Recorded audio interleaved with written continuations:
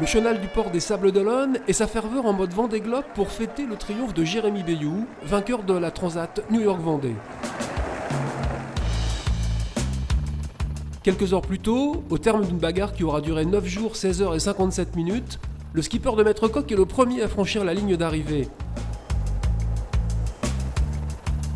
Rarement épargné par la malchance ces dernières années, il en profite également pour signer sa première victoire en solitaire dans la classe IMOCA. C'est une belle victoire, c'est une superbe course, on l'a bien préparé, tout le team a vraiment beaucoup bossé pour être prêt comme moi je le souhaitais au départ de cette course-là avec un bateau performant.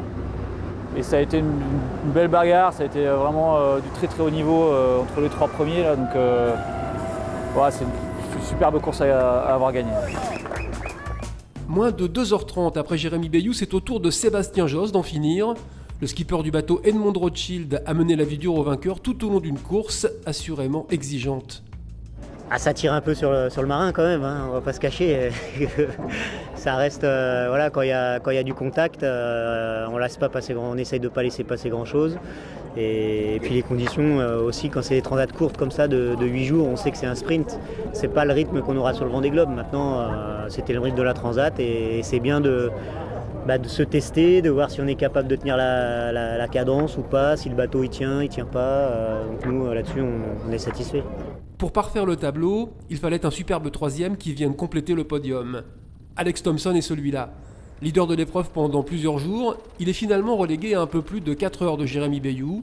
Le Britannique est emballé par cette nouvelle transat taillée à sa mesure. That was a great fight. Very enjoyable. I think I'd say that feels like the first 9 days of the Vendée Globe. You know, it's a sprint. Everybody working very hard. Very interesting race. Quick to begin with, a big storm in the middle and light at the end. So it had everything. It was a great race for the calendar, I think. À moins de 5 mois du départ du Vendée Globe, qu'on le veuille ou non, Jérémy Béyoud a marqué les esprits. Il s'est rassuré, il a fait le plein de confiance. C'est moi effectivement qui me rassure.